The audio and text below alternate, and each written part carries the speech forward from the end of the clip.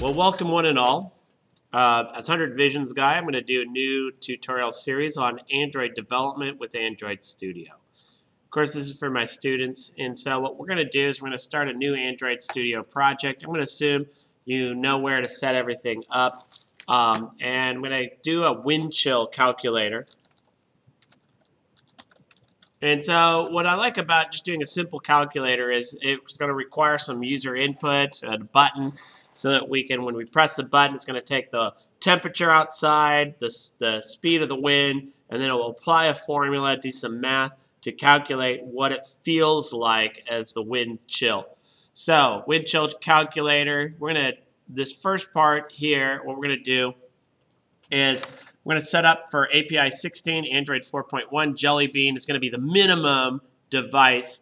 If you're interested, you click Help Me Choose. You can now see 4.1 Jelly Bean. If you create a minimum level at 4.1, you're going to get 86% of all Android devices out there. You want to try to cover almost everyone, you'll do one for Gingerbread. I think Jelly Bean's probably an okay minimum SDK, but you could be aiming for, say, like Kit Kat or Lollipop or even Marshmallow. But as you can see, not a lot of devices have Marshmallow. You're only looking at 1.3% of the devices.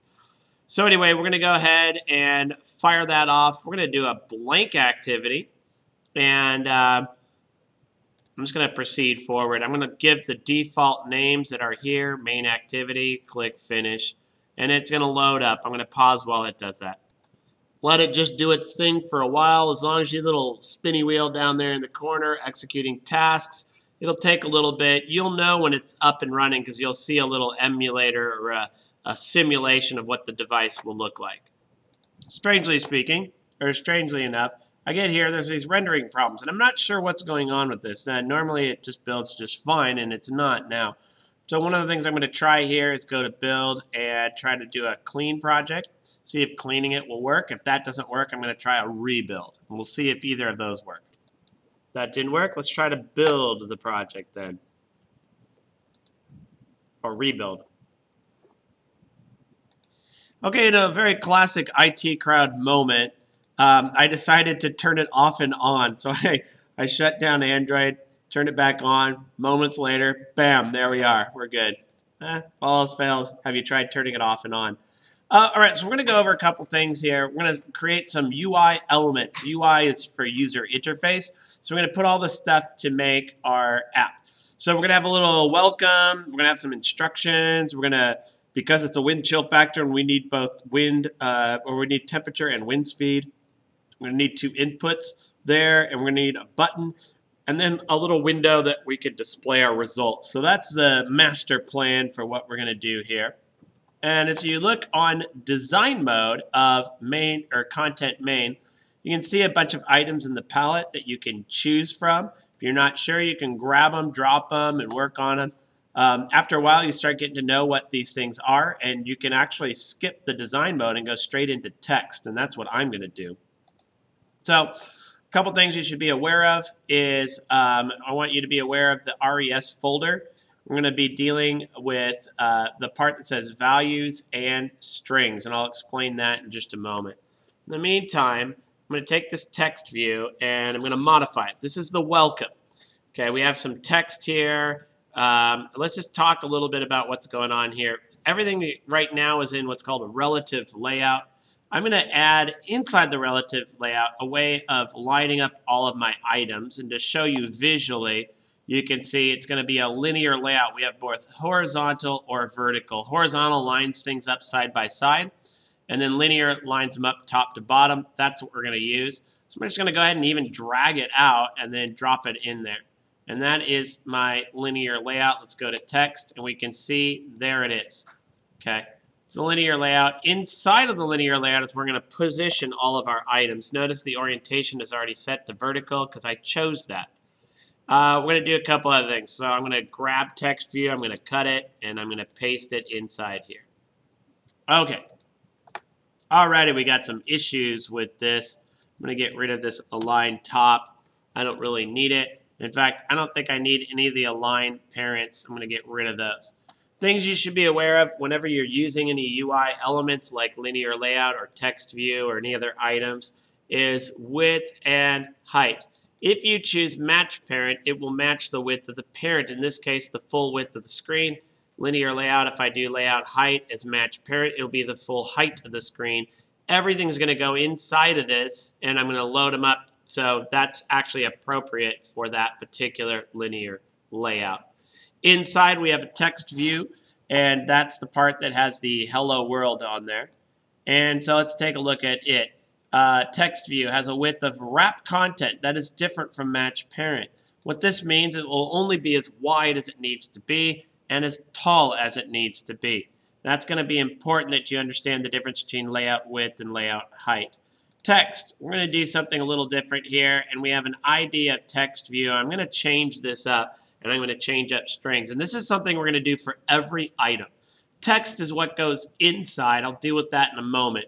ID is like a unique name for the item, and you cannot have repeats. I like to use I saw some Android sample code, and they use this sort of naming convention. They put text if it's a text view, underscore, and then what is it? So this is our welcome. So I'm going to call this welcome. Now, this is going to, by giving it an ID of text welcome, and you can just ignore the @ plus ID /, that is just the convention for naming and giving an ID. But the text welcome is like a variable that will represent our text view.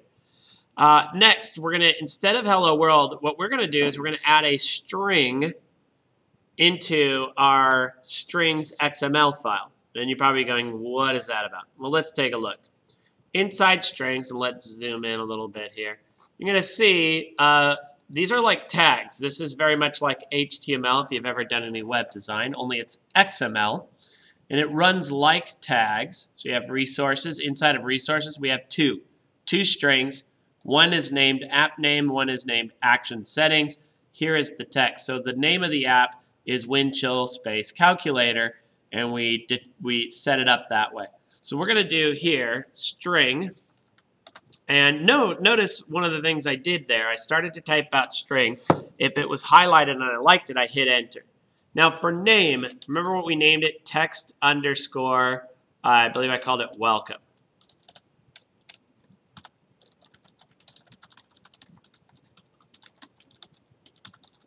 And I just wanted to spell it out. Okay, so the name of the string is called text welcome, and this is a variable to represent the welcome text. Let's go back to content main. And where I put text equals hello world, let me show you this. Instead, we're going to do text again. See how it's highlighted right at the top? I'm going to double click it. Notice right away we see @string app name. Oh, look, text welcome. I'm going to highlight that. That's called IntelliSense or code hints, whatever you want to call it. Now let's click on design. And look, right there, welcome to the BMI calculator. So we've just modified that text based on strings. Now, why am I going through this extra effort when I could have just typed it in, welcome to the BMI calculator? Let me show you why Android wants you to use strings, and I think I can make you a believer too. Okay, on the Google developer site, developer.android.com, you'll see supporting different languages. And we have this creating locale directories and string files. And you see on here, the one we were dealing with is strings.xml and the values folder and the resources folder. Shorthand is res or res. You'll notice not only do you have values, but you can set it up where you can do values for Spanish, values-es. That is the country code or the language code for Spanish. And then we can create a strings XML for Spanish, and we can do the same thing for French, FR being the code for French, or whatever language you want to translate it in. Now let's go down here, and let's take a look at this under resource. Here's where it would look like in English, like so. I'm sorry, English would be here. Notice the name is title and hello world. Here, title is mi aplicación for Spanish, and hello world would be hola mundo. We can do the same thing for French. All right, mon application, or bonjour le monde. I still kind of remember French. Pretty butchered there, so feel free to mock me online if you want to. All right, so anyway, so you'll notice the resources tags are the same, but we just change up what's inside.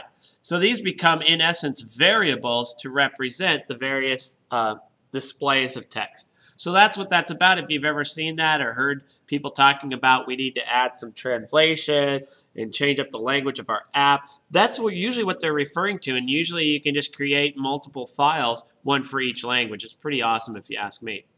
So we're going to use that.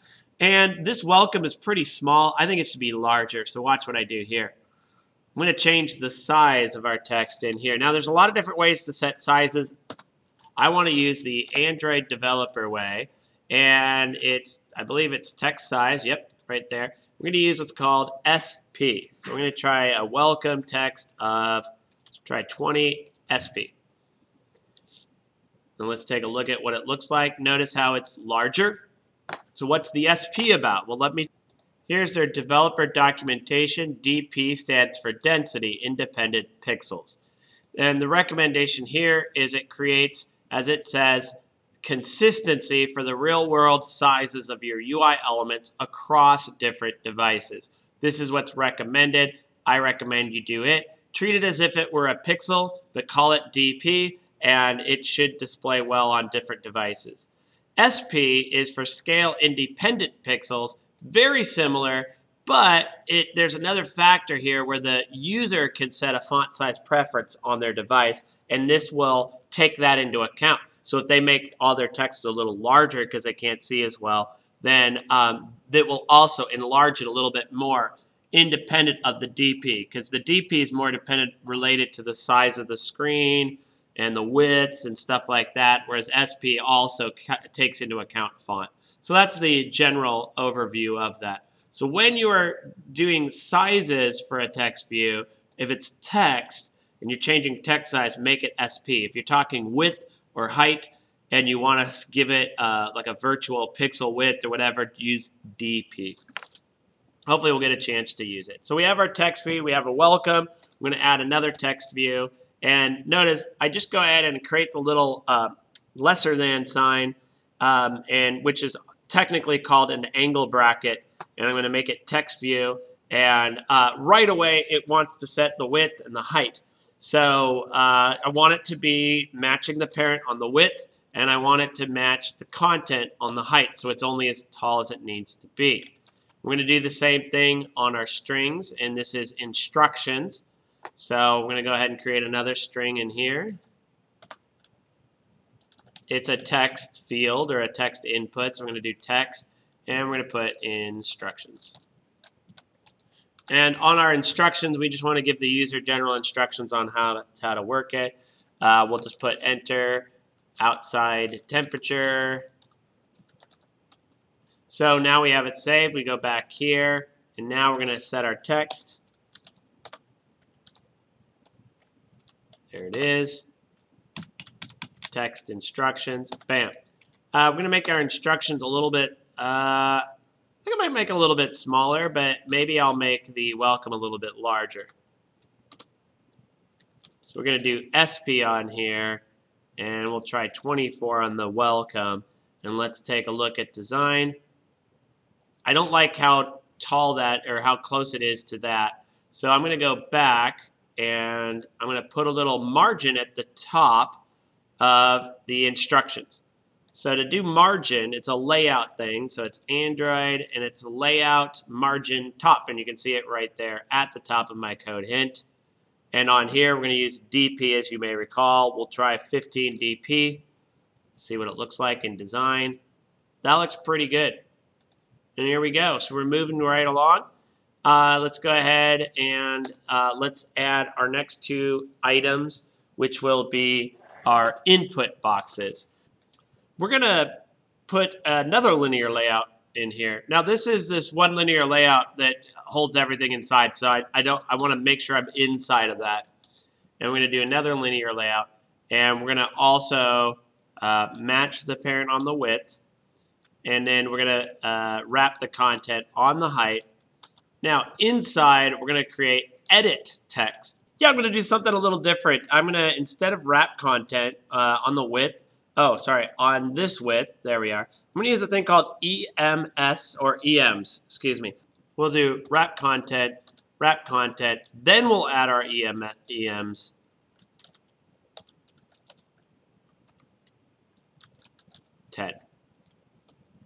All right, we're going to do that for each of these.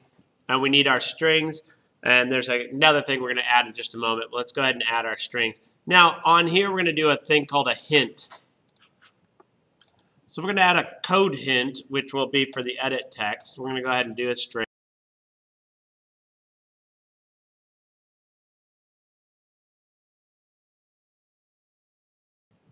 Okay, so those are our two hints.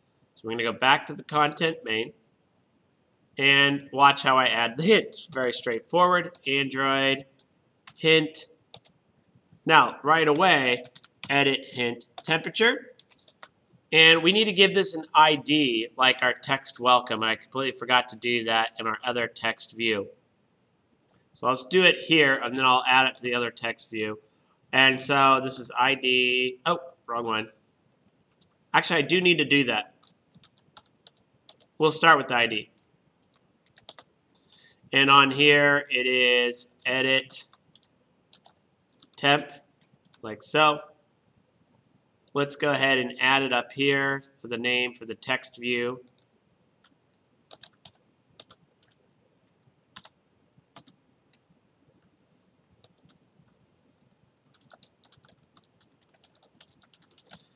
Now, I'm adding the ID for here in case I want to do something to program and target it using my code. I may not need to, but I might as well do it anyway. Got to do the same thing. We already did the ID, but I want to do the other thing, which is the input type. So this is another important thing, input type. Now watch this. Input type, what kind of input are you doing? Is it going to be like a date, date time, number with the decimal point, like a floating point, number as a password, number sign. I'm going to do number sign that will allow me to do negative or positive in the temperature. And so now I'm going to basically copy that. Well, let's just do this. I'll do it this way.